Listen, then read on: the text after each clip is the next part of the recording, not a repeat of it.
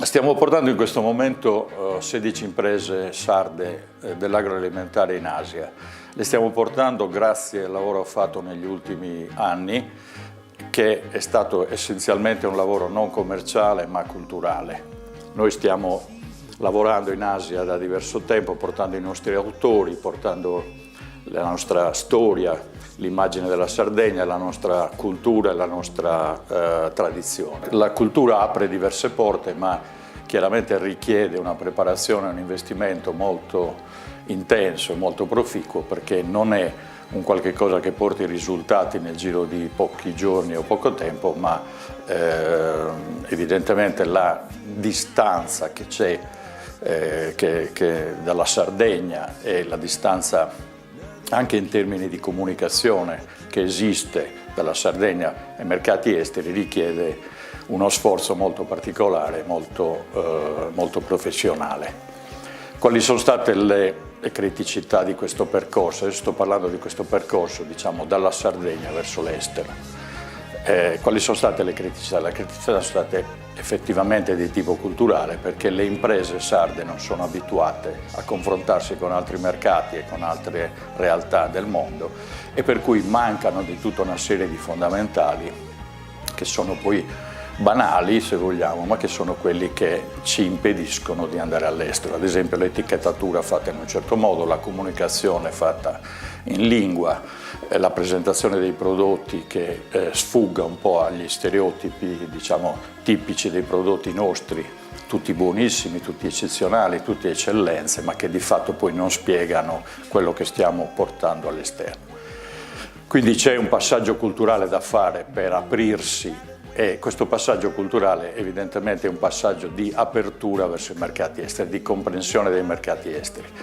Qui si torna di nuovo ai fondamentali, perché non c'è, diciamo, intanto una frequentazione delle lingue estere, questa è una cosa gravissima, per cui questo qui impedisce effettivamente una, come posso dire, una apertura, l'apertura che Nuoro richiederebbe per dialogare col mondo.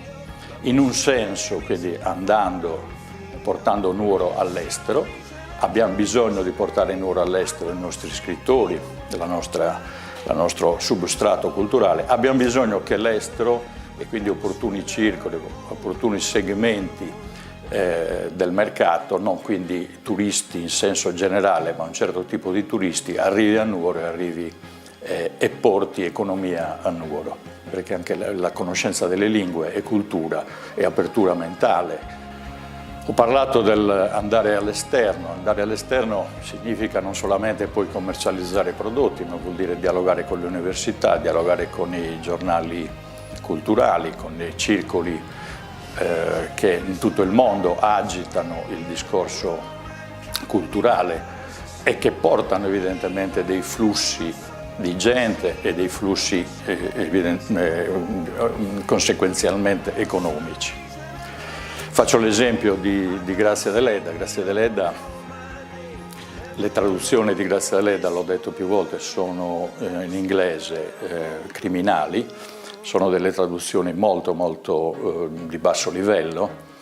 Allora noi ci stiamo portando all'esterno con la nostra scrittrice da premio Nobel, soprattutto nel mercato anglofono, che è quello che pesa circa il 92% del mercato letterario nel mondo, ci stiamo portando con delle traduzioni dei nostri scrittori che sono pessime.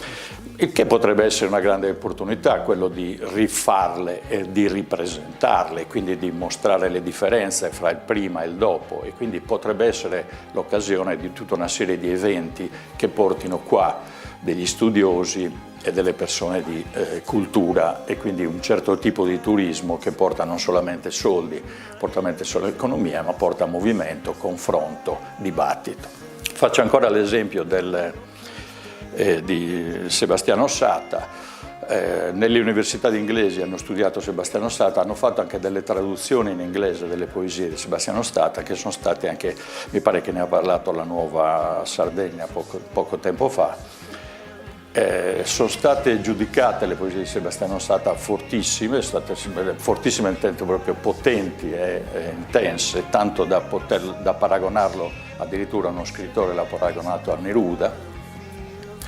Noi di tutto questo qui l'abbiamo lasciato, ci è scivolato sulla pelle, nessuno ha immaginato che delle celebrazioni di Sebastiano Sata, invece che essere fatte con un cantante, potessero essere fatte con delle università straniere che potessero portare quindi del valore aggiunto alla discussione su questo grande artista. Faccio un altro esempio di cultura che viene non sfruttata, è quello per esempio del vino. Il vino è cultura. Noi abbiamo un patrimonio culturale appunto su questo tema qui che è sconfinato. Noi ci siamo lasciati perdere, ci siamo lasciati passare sulla pelle il Grenache du Monde, che è il più grosso, Grenache vuol dire Canonau per intenderci, che è il più grosso avvenimento vinicolo diciamo nel mondo, viene ogni 2 anni, è venuto in Sardegna e non è venuto a Nuoro ma è stato preso da Alghero, Cagliari e parzialmente da Dorgali. Quindi Nuoro non ha assolutamente sfruttato questo movimento culturale che si è creato sul Grenache du Monde e che ha interessato tutto il mondo. Come facciamo noi ad andare di nuovo fuori? Allora, prima di tutto c'è uno sforzo di comunicazione che deve essere fatto verso l'esterno e questo richiede effettivamente delle competenze, delle professionalità che sono particolari, non drammatiche, non irraggiungibili, ma sono professionalità che devono essere spese. Secondo punto invece è il contrario, cioè come attirare la cultura a Nuoro, come aprire Nuoro alla cultura. Questo non può essere fatto certo in termini autoreferenziali come viene fatta a tutt'oggi, cioè ci parliamo tra noi di Grazia Deledda, ci parliamo tra noi di Salvatore Sata, ci ascoltiamo dei bellissimi cori, siamo famosi per i cori. Guarda caso però su 2000 persone che vanno ad ascoltare a Diosa ci sono 6-7 turisti, quindi perché noi spingiamo l'acceleratore solo su questa maniera autoreferenziale e non spingiamo l'acceleratore invece contemporaneamente, non dico di trascurare la conservazione delle nostre tradizioni, io dico che le nostre tradizioni devono essere comunicate all'esterno. Allora tutto quello che deve essere fatto, secondo me da qui in avanti, deve essere un qualcosa che deve essere rivolto prioritariamente all'estero.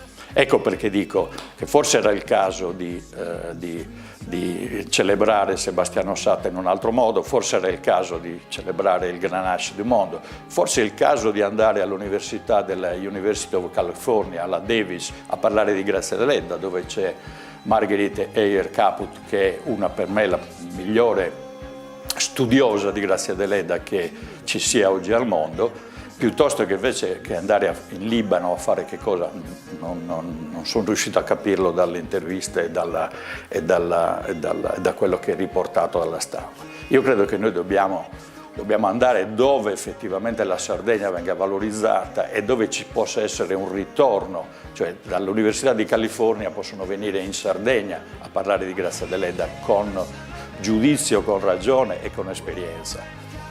E dare priorità a questo tipo di iniziative, in un senso e nell'altro.